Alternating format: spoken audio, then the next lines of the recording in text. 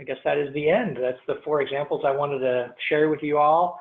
I think I'd like to open it up for any questions, and certainly happy to talk a little bit more about how these things have helped these programs scale, or how you might think that some of these tools or techniques might be helpful for you, or going back to the original part of it on helping you figure out systems of record or what have you.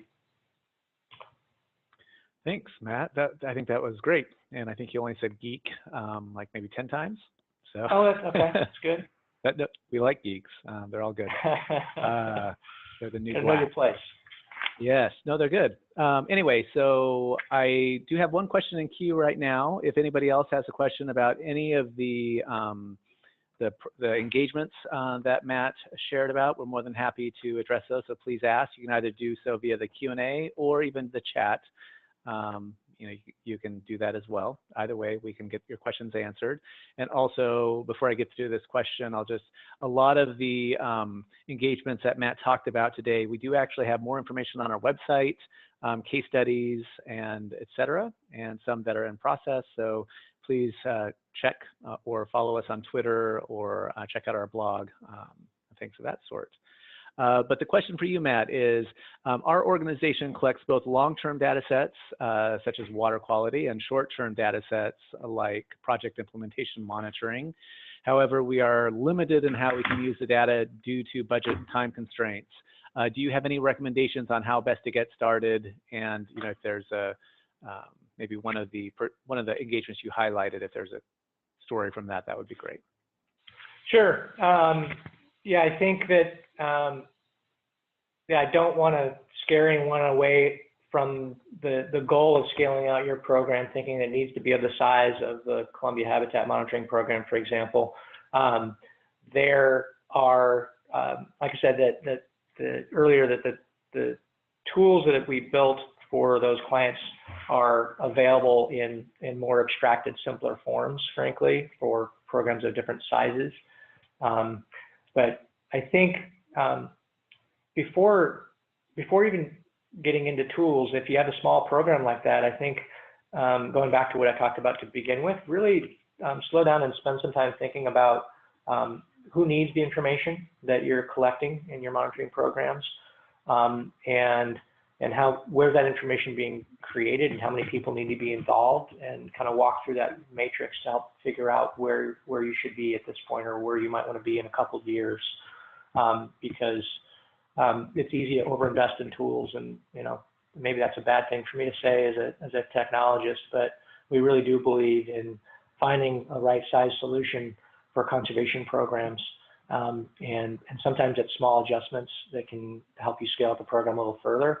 And then once you get on that plane, you can see further. You can understand what your other options are from that point forward. So I think start with a little bit of looking within your organization on who needs access to that information, and on kind of what frequency, and then we can start talking about tools or ways you can scale it out. Great. Hopefully that was very helpful for them. I have one other question that's in queue. Oh, actually, here, let me see. There's 2 now. 1 second. Here's a question. Do you have any projects where you are working at a national scale? I work for a very large organization that is interested in dashboard capabilities, tracking national and regional level performance measures information, and sharing this information with stakeholders across the entire United States. And can it pull from existing data sources for the dashboards, or does it hold the data too? So it looks like a couple questions in that one. Yeah, good question. We work with a lot of federal agencies and state agencies and regional agencies like TRPA or Metro here in Portland, which is a pretty large organization. But and I guess the other thing that we're doing more and more of is working at a national scale with monitoring practitioners. We have all the tool set that we built with USGS that I didn't have a chance to go in today, and that's geared on towards creating tools to help monitoring practitioners be more efficient and have better tooling for running their monitoring programs. that's less about tracking the individual data records and more about tools to help people develop study designs to manage their sites over time and then to manage their different data sets. And so that, I encourage you to check that out, called EdMap. That whole system or program is called monitoringresources.org. And we're talking with, we're doing a project with BLM to help them scale out their bat monitoring on a national scale right now. I'm less directly involved in that project. We can give you more information on it if you like. But I think the other part of the question was, do we ever work, do we build systems that reach out to other systems and get data and pull it in, or is all the data contained within the systems that we typically build? And the answer is yes, we do both. The dashboard that we built for Tahoe Regional Planning Agency under the laketahoeinfo.org site, that has a mix of what we call organic performance measures or indicators and foreign indicators. Organic ones are those that where all the data underneath that chart is driven from information and data records and database tables within the system. And a foreign one is where that information is held. The system of record for that may be the Department of Transportation for Nevada, or Caltrans in California, or their sustainability dashboards that are pulling in educational test scores at the state level. Those, we have built out that system so that an administrator can come in and enter in a derived metric. So the average annual value for the test scores, or for the number of roads treated, or ozone, 8-hour ozone for the course of a year, for example. But we typically also build out web services in each of our systems so that folks can reach in and get data programmatically from the system, or we tap into other web services from other databases and other systems in order to pull data in.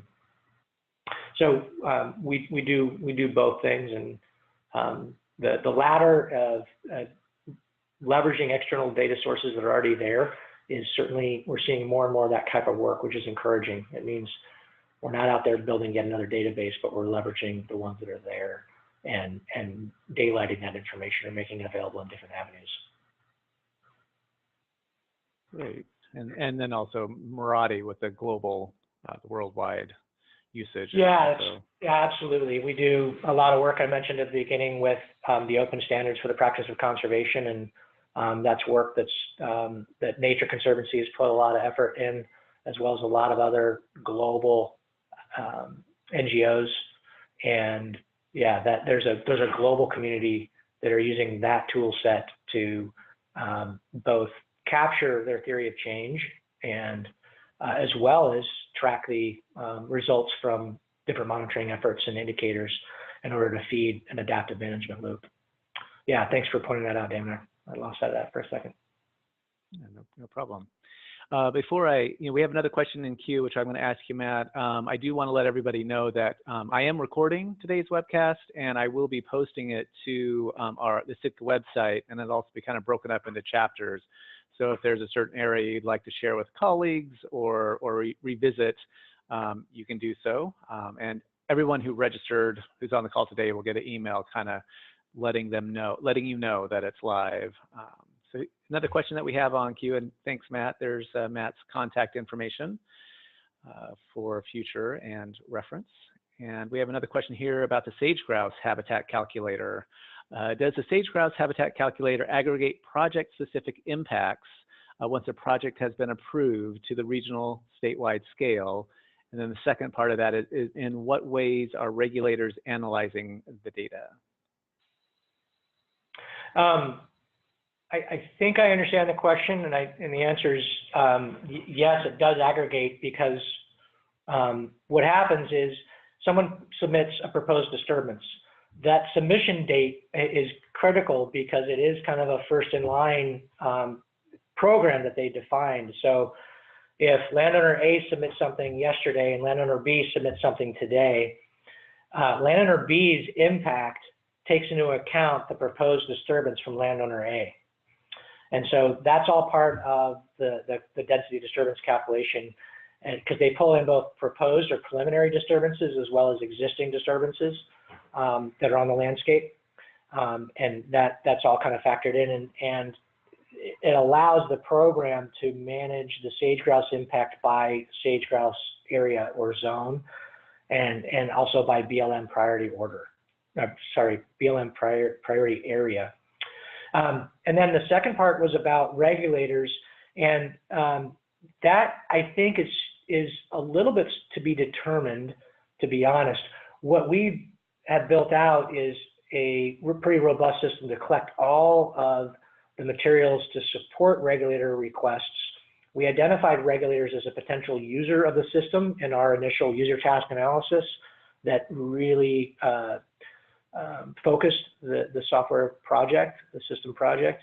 And yet we haven't built like automatic pushing of reports or data to regulator users, but there's no reason they couldn't get into the system, get an account, and get some of that information themselves, or you know, the client, the Department of Natural Resources and Conservation, who kind of houses the sage-grouse habitat program within Montana. It's mostly their job to coordinate with federal regulators, U.S. Fish and Wildlife Service and BLM, and to share the results and what they're doing. We have done some things like integrated some threat classifications that they require. So the review process allows the sage-grouse habitat program reviewers to flag those threats in order to drive those kind of reports. So we're, in summary, I'd say we're in good standing to support a wide range of regulator reports and requirements and flow that data to them. But the cadence and the details of that, I think, are still being worked out. And I know that the principals there, the manager of that whole program, is in very regular conversations with those folks, as well as all the constituents and stakeholders in the state. So I hope that answered the question. If I didn't, please don't be shy, and you can re-ask it in another way.